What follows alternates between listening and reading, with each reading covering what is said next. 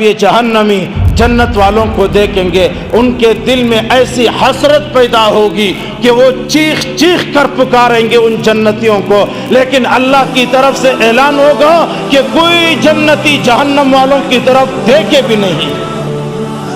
وَامْتَازُوا الْيَوْمَ أَيُّهَا الْمُجْرِمُونَ، مجرموں الگ ہو جاؤ۔ بلکہ اس بات کو اگر قرآن کی آیت کو آج کی دنیا کے الفاظ میں یوں بیان کر دیا جائے تو میرے خیال سے غلط نہیں ہوگا۔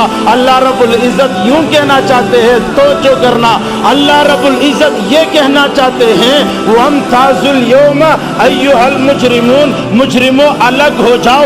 اللہ سادے الفاظ میں ہمیں یہ بتانا چاہتے ہیں نماز فجر نہ پڑھنے والوں الگ ہو جاؤ، گانے سننے والوں الگ ہو جاؤ، سود کھانے والوں الگ ہو جاؤ، غیبت کرنے والوں الگ ہو جاؤ، اور زنا کرنے والوں الگ ہو جاؤ، شراب پینے والوں الگ ہو جاؤ، رسول اللہ کی نافرمانی کرنے والوں الگ ہو جاؤ۔ وَامْتَازُوا الْيَوْمَ أَيُّهَا الْمُجْرِمُونَ، مجرموں الگ ہو جاؤ۔ پھر علیحدگی ہوگی، فرشتے علیحدگی کروائیں گے، اس طرف جنتی ہوں گے، اس طرف جہنمی ہوں گے۔ یہ جہنمیوں کا طبقہ کس کا ہوگا؟ یہ کافرین کا طبقہ ہوگا، یہ مشرکین کا طبقہ ہوگا، یہ مرتدین کا طبقہ ہوگا، یہ گمراہوں کا طبقہ ہوگا، اور اس کے اندر مسلمان کھڑے ہوں گے، اس کے اندر مسلمان کھڑے ہوں گے۔ تو کون سے مسلمان کھڑے ہوں گے؟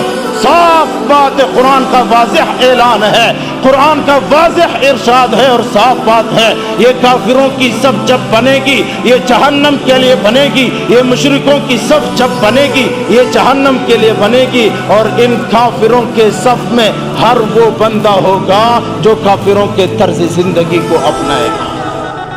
اس لیے مسلمانوں، الشعبان شہری، یہ رسول اللہ کا مہینہ ہے، ہم نے اپنے آپ کو مجرموں کے صف میں نہیں شمار کروانا۔